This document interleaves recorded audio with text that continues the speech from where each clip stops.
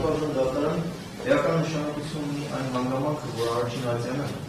քննարկման առարկա է դարձել եւ ըստ էության հաստատել այն փաստը, որ Արտուր Իսկանդարյանը իմանալով հանդերձ, որ վարակ իրականացնող մարմնի ներկայացուցիչները պատրաստվում են իրենց ձերբակալել, չի լքել իր աշխատավայրը, քանի որ սկզբից վարակ իրականացնող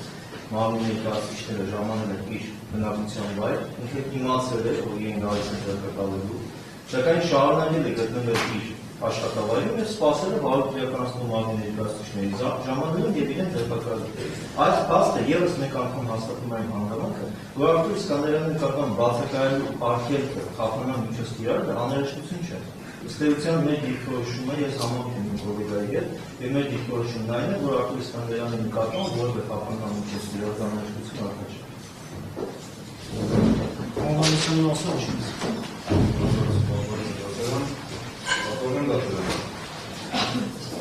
Հասկանալի պատճառներով ես անհատական շարժական կողմից կարող եմ պահանջելու իրավաչափության ու անհրաժեշտությանը, քանի որ այս բանին հասկանալի է առավել կասկածի իրականացները, բայց իրատեսական համարին այս բանին անհրաժեշտության և իրավաչափության տեսանկյունից հարցին անդրադառնալ արձանագրել է այս բանը, որ շարժական քաղաքի տակ պահել այլևս անհրաժեշտ և իրավաչափ չէ և իրավաչափության։ Տեսեք, նախաքննության ընթացքում երկու կապանջուց եք իրանում, որը նախաքննության ժամանակում նախաքննական մարմինը քննիչը ներկայացնում էր հիմնավորումներ, որ անհրաժեշտ է Արտուր Ավանեսյանին պարեկտիստ մեկուսացվածության պայմաններում, որովհետև ապացուցման գործի հաշվետվնում պետք է ապացուցներ ձեռքբերվեն, վկաների պետք է հարձակվեն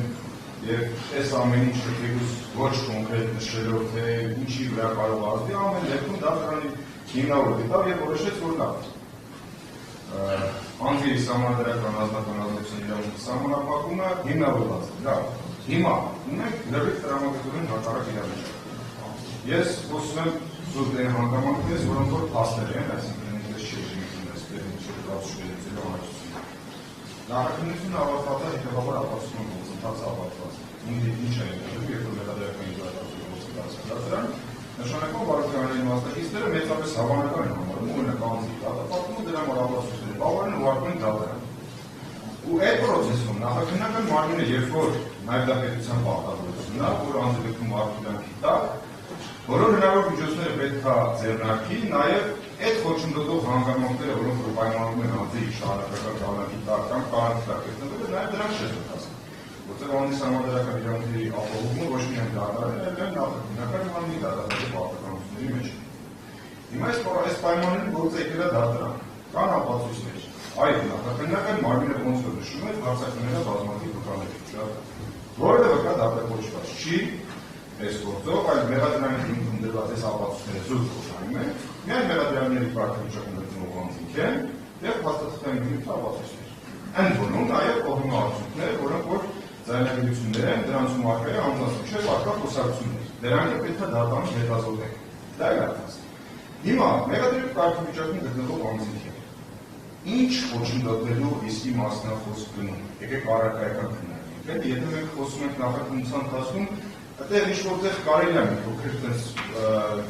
քննարկել ինչ-որ տրամաբանությունը հասկանալ, բայց նախ երբ որ գործը դատարանում արդեն ստեղ գնում է լրիվ հավասարության պայմաններին դատավարություն, որտեղ որ ըստ էության հիմնական խնդիրը ապացույցների հետազոտումն է, ներկայացած մեղադրանքի հետ կապված։ Եվ հետագայում արդեն քննարկվել է ապացույցների բավարարության, լրիվության, օբյեկտիվության պայմաններում մեղադրանքի հիմնավոր թե հիմնավոր չի։ Այս պայմաններում ինչի վրա պետք է խոչընդոտել Արտուր Ավանեսյանը, եթե բոլորը հարձակված են նույնիսկ լրացուցիչ, կան անձանց միջև խոսակցություններ, որոնք որ վերբալ խոսքեր են, որոնք արձանագրված են, այսինքն այնպես չէ, օրինակ ասենք մեղադրանից մեկ ասի, ես այդպես բաց չեմ ասում, դա երևույթություն կա։ Ընդհանրապես դրանց շուրջ, եթե ցանկություն հայտնել, անձինք պետք է ցույցում կան, ոչ ավելի։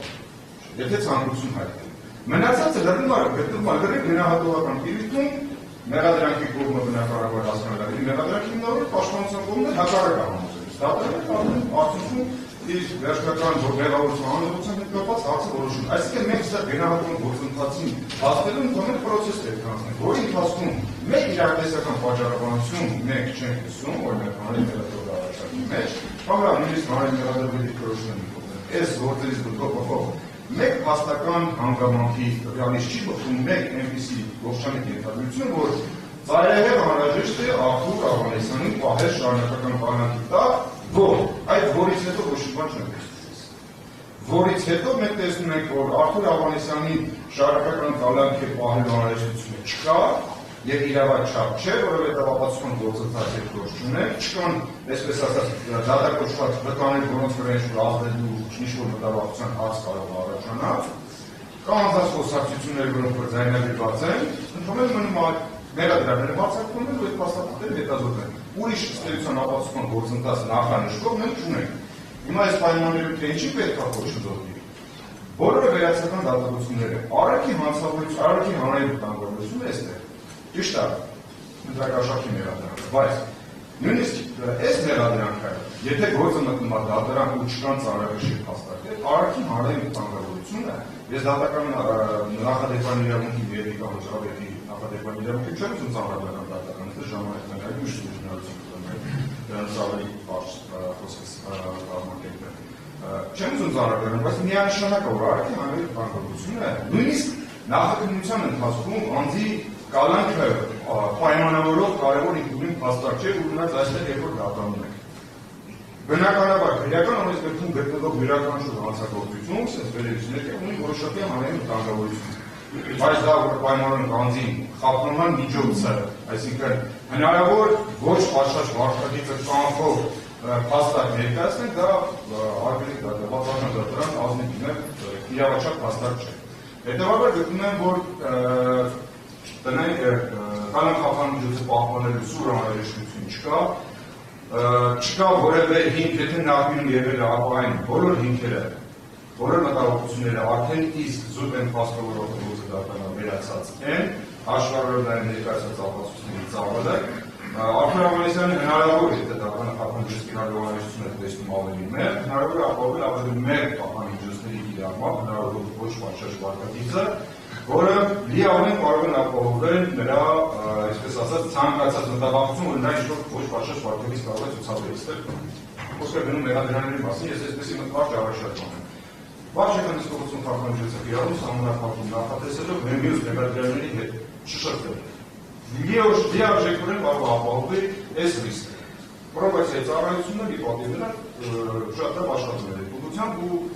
բոլոր հնարավորությունները կա, եթե նման շփում լինի, այդ հանգամանքը վերհանելու Արթուր Ավանեսյանը շատ լավ հասկանալու։ 43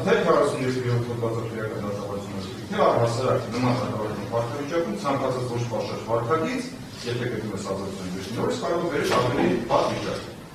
Դրա համար մենք առաջարկում եմ հնարավորինս մեր այլընտրանքային խափանմիջոց հարաբերությունների վարչական հսկողություն,